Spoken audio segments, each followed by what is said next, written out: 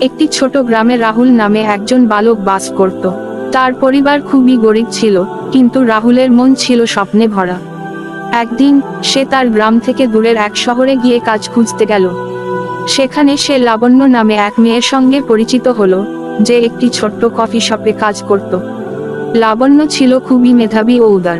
সে রাহুলকে পড়াশোনা চালিয়ে যেতে উৎসাহিত করত এবং তার স্বপ্নগুলোকে বড় করে দেখতে বলতো।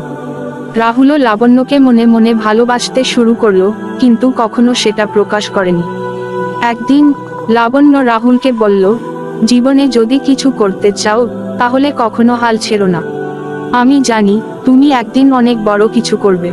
রাহুল লাবণ্যর কথাগুলোকে মনে গেঁথে নিয়ে পড়াশোনায় মনোনিবেশ করল। অনেক কঠিন পরিশ্রমের পর সে একদিন সফল একজন ইঞ্জিনিয়ার হয়ে উঠল।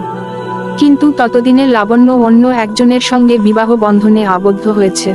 রাহুলের মনে কষ্ট হলেও সে লাবণ্যর জন্য খুশি ছিল, কারণ সে জানত লাবণ্য নিজের জীবনে সুখী। বছর কয়েক পর রাহুল তার গ্রামের স্কুলে একজন শিক্ষকের চাকরি নিতে ফিরে আসলো। সেখানে সে প্রতিদিন গ্রামের বাচ্চাদের শেখানোর জন্য সময় দিত। লাবণ্যর শিক্ষণীয় কথাগুলো সে তার ছাত্রদের মাঝে ছড়িয়ে দিতে থাকলো, তাদেরকে উৎসাহিত করত স্বপ্ন দেখতে ও কষ্ট করতে। রাহুল বুঝতে পেরেছিল, সত্যিকারের ভালোবাসা মানেই কারো জীবনে সুখের পথে আলো হয়ে থাকা, তাদের স্বপ্ন পূরণে সহায়তা করা।